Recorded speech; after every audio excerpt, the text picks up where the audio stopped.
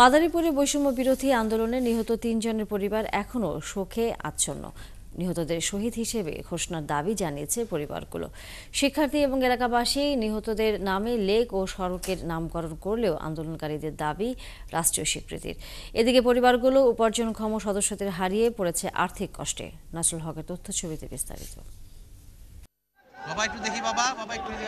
কোটা সংস্কারের দাবিতে শুরু থেকেই রাজপথে সক্রিয় ছিলেন মাদারীপুরের শিক্ষার্থীরা।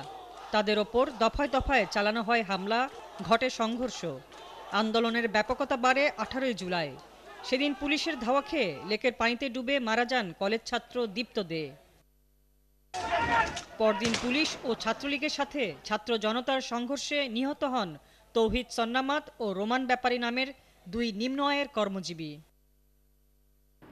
নিহত দীপ্ত দে ছিলেন মাদারীপুর সরকারি কলেজের প্রাণীবিদ্যা বিভাগের স্নাতক 2য় বর্ষের শিক্ষার্থী।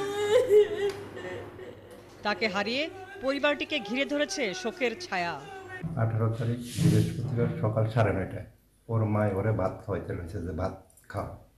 পরে বলে 5 মিনিটের মধ্যে যাইতে আছে, টাকাটা বইটা ভাত খাই আয়া খাম।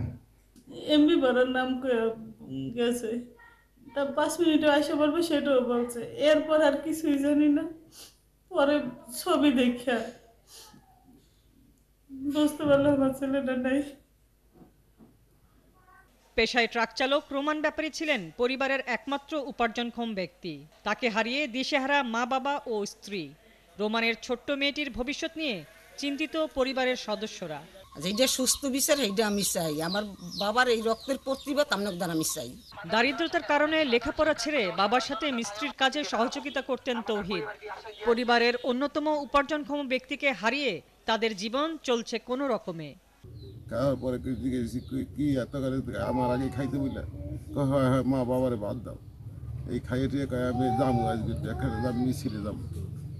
দোকানদারে ভাই, আমি 1000 টাকা লয়ে গেলাম, আর 1000 টাকা আমার মায়ের বাজার খাইতে দিয়েন।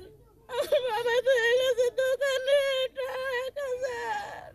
নিহতের স্বজনরা চান এসব ঘটনার পেছনে জড়িতদের দৃষ্টান্তমূলক শাস্তি।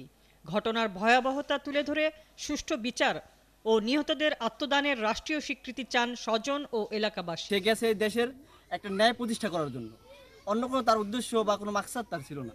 তাহির চলে গেছে, তার বাবা এখন কর্ম করার মতো কোনো ক্ষমতা নেই।